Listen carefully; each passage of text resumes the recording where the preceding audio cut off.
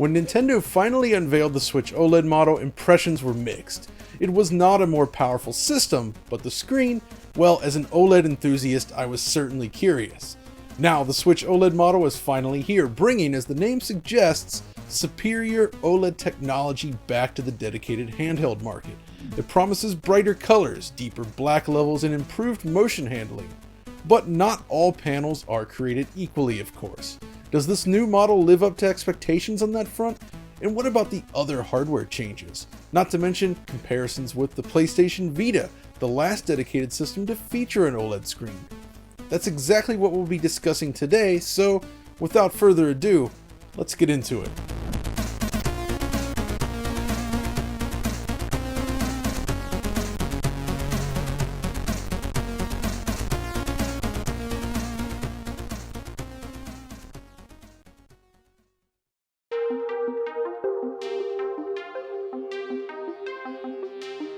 The first thing you'll notice when you take the Switch OLED out of its packaging is the new materials. The screen is now glossy, as is the bezel around it. It's a bit of a fingerprint magnet, but it looks nice. The rail system has been strengthened and holds the Joy-Cons in place more solidly, with less wobble, and the whole device just feels a lot more premium all around. Along the top, numerous changes were made to core elements. The power and volume buttons are different in shape and feel, while the game card slot now uses a slimmer cover design, which is slightly trickier to open than the original Switch. At least that's what I've found. Around back, however, is one of the more significant visual changes. First, the legal information that adorns the back of the original Switch has been shunted beneath the new kickstand, leading to a sleeker design. But it's that kickstand that is perhaps one of the best physical changes of this unit. You see, the original kickstand on Switch is, quite frankly, terrible. A flimsy piece of plastic that barely functions. It was never a good design. The Switch OLED, however, uses a solution more in line with the excellent Microsoft Surface line of products. It covers the width of the unit, is made of stronger material, and allows for a wide range of angles without any wobble that you'd experience in the original unit. All told, the overall feel of the materials and the build quality is a surprising step up from the rather cheap-feeling original Switch. It's a more premium take on the original concept, basically. But clearly, build quality alone is not the main draw here. It's the new OLED panel. This is the reason to check out this new model of the system. It is effectively a console refresh reminiscent of prior Nintendo handhelds. Things such as the 3DS XL, which upgraded the screens from the smaller size of the original to something much larger and more robust. There's also the GBA AGS 101, which was a backlit version of the Game Boy Advance SP, which was a frontlit panel. Or something even more obscure like the Game Boy Light, which added an Indiglow-like screen to the Game Boy system to great effect. Fundamentally, this is what the Switch OLED model is all about. It's about improving the quality of the display. But honestly, this is the best panel ever featured in a dedicated handheld gaming system, if you ask me. And in this video, I hope I can explain why. Now, before you even power on the unit, it makes a pretty good first impression. The screen area itself is now completely black. This addresses an issue I've had with the original. The screen material itself is somewhat grayish, even when powered off in its original form. This means whether you're in the dark, where you get that IPS backlight glow that's kind of a real problem with this system, or you're in a well-lit area where the panel material now washes out the image, the original Switch just never had great looking contrast. The OLED model, of course, solves this entirely. But once you actually power the unit on, the differences become a lot more clear. The big advantage of OLED over LCD is that each individual pixel element is self-lit. This allows for perfect ANSI and absolute contrast. Black areas of the screen appear completely black with zero luminance, while brighter areas can now exist next to it without any sort of haloing or other visual artifacts. In comparison, the IPS LCD used in prior Switch consoles is completely incapable of this. It uses a full backlight without any local dimming. When the original Switch displays a black image then, it basically glows brightly as a result of this backlight. You'll especially notice this in darker content, such as, say, Doom 3. This excellent conversion from panic button looks great, but it suffers a little bit. The game itself was designed with these pure black areas, originally created for CRT displays. Doom 3 just never looked right on an LCD panel as a result of these negative spaces. On Switch OLED, the display is now capable of absolute black, which means these same dark areas now show no light leakage. The contrast between the lit and unlit areas is striking. Doom 3 is a game that absolutely shines on an OLED screen, and the original Switch LCD just doesn't come close. Prior to the Nintendo Switch, however, Sony had released the original PlayStation Vita with an OLED screen. Now this is older technology, but it was very well regarded at the time. This display, unlike modern OLED panels, cannot display absolute black either. There is actually a very slight glow in displaying black color, just like a high-end plasma TV or something similar. So in that sense, the Switch OLED actually offers a significant improvement over the Vita as well. So, it can handle black levels, but how about brightness? How bright does it get? I started with an i1 Display Pro colorimeter to measure each device with the brightness maxed out while displaying a full white screen. I started with the Switch featuring an IPS panel and found that the colorimeter returned a value of around 370 nits or so when displaying a full white screen. That's rather typical for a non-HDR LCD. Now I've seen values slightly lower than this online, but this is what my meter returned, so it starts as a good comparison point. Now I also tested the PS Vita launch model featuring the OLED screen, and this returned a result of just 147 nits for a full white screen. Not great. But the Switch OLED?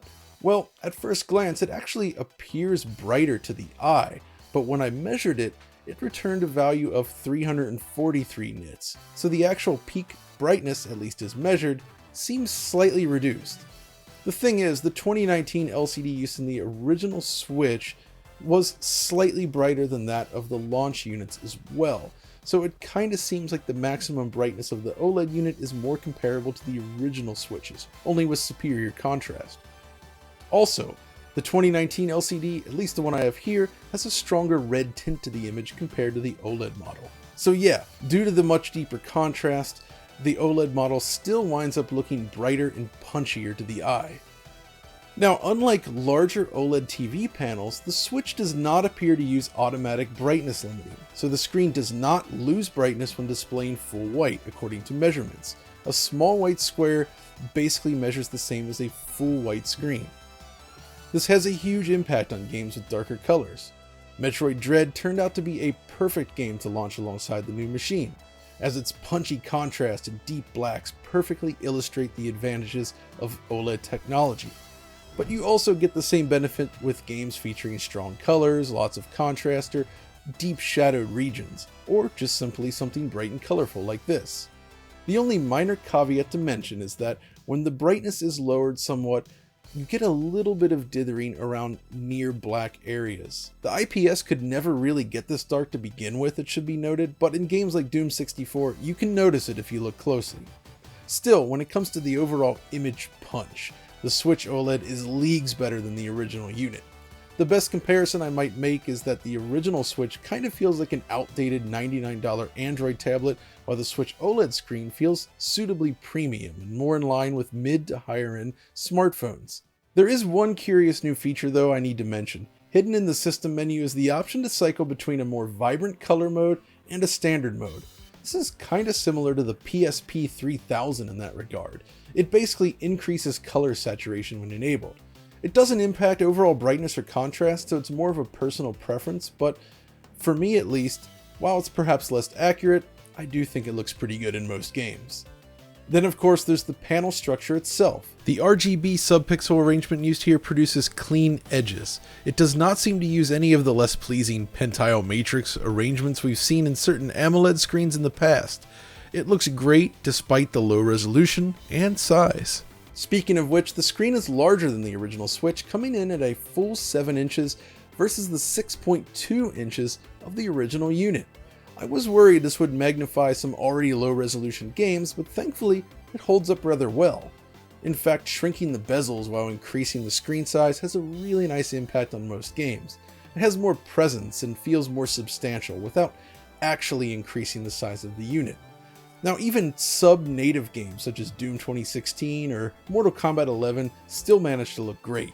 The improved characteristics of the panel managed to elevate this over the IPS panels used in the original models, even with the increased pixel size. I also took the Switch OLED outside to test under an overcast sky, and as you can see, it is still perfectly visible, though obviously you lose some vibrance here. The next thing I want to talk about though is motion persistence. Nintendo is not using any sort of black frame insertion here, as you'd expect, so there is definitely persistence motion blur inherent in sample and hold displays. But OLED pixel response is superior to that of an LCD, and as a result, games appear clearer in motion. Sonic Mania is a good example of this, with a lot of scrolling motion. This lateral movement is the perfect test for it. On the original Switch, there's more noticeable motion blur as you run around the stages, but if we jump over to the new unit, you can see it's slightly reduced. Or can you? I mean, the thing is here is that it's very difficult to show this to people in a video, as you're not only looking at filmed footage of the screen, you're also watching this on another screen that I have no control over. So what I can do instead is pause the video here and tell you to focus on these areas. Look at this spot here. You can see some additional ghosting and doubling artifacts here on the original LCD model. Now, if we switch over to OLED, it is still an issue. You can see the problem, but the gaps do appear smaller and the overall image is slightly clearer. Again, this is an imperfect comparison, but hopefully it gives you an idea. The point is, especially with 60 frames per second games, you get this tremendous benefit from the faster screen. Another win for the OLED panel. The one caveat to keep in mind is that this is indeed an OLED panel, as the name suggests, and with that comes one potential drawback, and that's burn-in. Essentially, by leaving static elements on screen for too long, it is possible to cause potential burn-in, or at least temporary image retention when using an OLED panel. These displays have been used in phones for a long time, however, and I do feel that they're fairly robust, but it is worth keeping this in mind. It might also be time for Nintendo to finally get rid of those awful borders that display when you play emulated games via the Nintendo Switch Online service. So yeah, there's a rather significant boost in overall quality then across the board. The screen is more vibrant, it has deeper contrast, and definitely superior motion handling. It's such a huge leap over the rather unimpressive LCD panels used in older consoles that it kinda makes it difficult to go back. But is there anything else besides this screen? Well, not much that I can report, but I should note that the new speaker setup has been improved. It's slightly louder and more refined compared to the original Switch. Of course, the speakers, it's only applicable if you like to play in portable mode without headphones, but it's a nice improvement. But what about internals? We've seen a slight boost in performance owing to changes in the memory in prior Switch upgrades, and it has been changed again with the OLED model. So how does it actually compare? Well, let's start by using Mortal Kombat 11's replay feature. This showed a slight boost in performance when using a Mariko Switch in the past, but what about the OLED model? To test it, I used the Coliseum level here, which is the only arena in the game which seems to exhibit slowdown below 60 frames per second, at least during battles. And yeah, I put them side by side, and as you can see, fundamentally they're identical. Now, they did go ever so slightly out of sync, which causes the graph to appear slightly out of sync as a result, but as far as I can tell, they are effectively the same. The variances are too close to call, and it doesn't seem like you can expect any sort of performance boost. And how about the forest in Zelda Breath of the Wild? This one is trickier owing to the dynamic nature of the game, but this is what I found. On both consoles, I started from the same save and then ran my way through the forest. If you look at the frame rate graph, you'll see that the two lines are pretty much identical in terms of where they dip and where they hit 30 FPS. There are again some slight variances here, but I don't think we're actually seeing any tangible improvements. This all makes sense, however, since the Switch OLED model still uses the Mariko chip featured in the 2019 unit. So yeah, it's fundamentally a Nintendo Switch at heart, and while that may be disappointing to some, I really didn't feel that way. This model feels like the premium version of the Switch that I'd always wanted. It basically addresses every major weakness in the physical design of the unit, while greatly enhancing the screen quality. It looks so much better that it makes me want to use the system in portable mode more often. But that's the thing. If you only play the Switch in docked mode, you're not going to see any real differences here. Yes, it has a new modified dock with a more pleasing design, as well as an actual LAN port if you're in for that sort of thing, but beyond that, it's the same system as before. So whether you go with this one or stick with your original model really comes down to how much you want to play the Switch in portable mode. As for the Switch itself, this is something we've talked about a lot, and it's worth keeping in perspective. You see, handheld systems like this, they've never matched state-of-the-art console gaming. This is a portable system first and foremost, despite the docked option. Due to its size and its need to run on a battery, it can't pull in power like an actual dedicated console. The thing is though, when you see a game like Metroid Dread running at 60 frames per second on a unit like this, it feels pretty outstanding. Yeah, there's a lot of ports that fall well short of expectations, but the system as a whole, it's still a fantastic device with a killer lineup of games. Now, we don't know what Nintendo will deliver with the next generation Switch, but until that time, the Switch OLED model is the absolute best way to enjoy Switch games. If display quality in portable mode is important to you, this is a must-have. And that's pretty much my final take on the matter. I'm thrilled to have an OLED panel back in a dedicated portable system like this. We've had them in phones for a while, but it's something that was sorely missing from the original Switch.